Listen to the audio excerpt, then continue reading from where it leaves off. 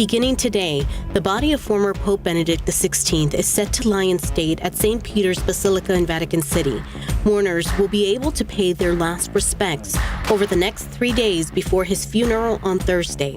Preparations are underway for the historic ceremony. It will be the first time in modern history that a current pope has presided over his predecessor's funeral mass. Thousands of Californians are starting the first week of 2023 without power, and others are under evacuation orders after a deadly storm hammered the state with historic rain, heavy snow, and life-threatening flooding that shut down major highways. Now that powerful storm system is moving east, threatening several other states. A 5.4 magnitude earthquake rattled parts of Northern California yesterday. Surveillance video from inside a local police department shows the moment when the quake hit. A stronger earthquake with a 6.4 magnitude hit the same area nearly 2 weeks ago. That quake was blamed for 2 deaths and about a dozen injuries. The 3 New York Police Department officers who were attacked near Times Square during the New Year's Eve ball drop are expected to recover from their injuries. The attack happened outside a security checkpoint. Police say a 19-year-old man began swinging a machete at officers with no warning before he was shot and wounded. The NYPD and FBI are investigating the attack but have not provided a possible motive.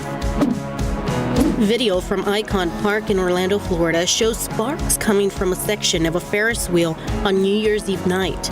Visitors at the popular tourist destination started filming as fire crews rushed to the scene.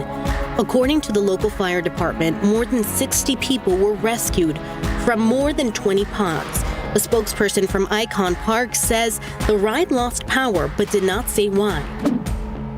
House Republicans have revealed their rules package for the upcoming Congress. It formalizes the concessions Representative Kevin McCarthy has agreed to in his bid for House Speaker. According to the new rules, only 5 Republicans are needed to call a vote to oust the sitting Speaker. The rules still have to be adopted by the House once it selects a Speaker. As the GOP assumes control of the House this week, President Biden will join top Republican officials to promote the bipartisan infrastructure law. On Wednesday, he will visit Kentucky to endorse the massive public works package that he signed in 2021. Millions of people in the U.S. are starting the new year with a pay raise. It all began yesterday. Hourly minimum wages in 23 states rose as part of the previously scheduled efforts to reach $15 an hour or to account for cost of living changes. Texas is not part of those 23 states.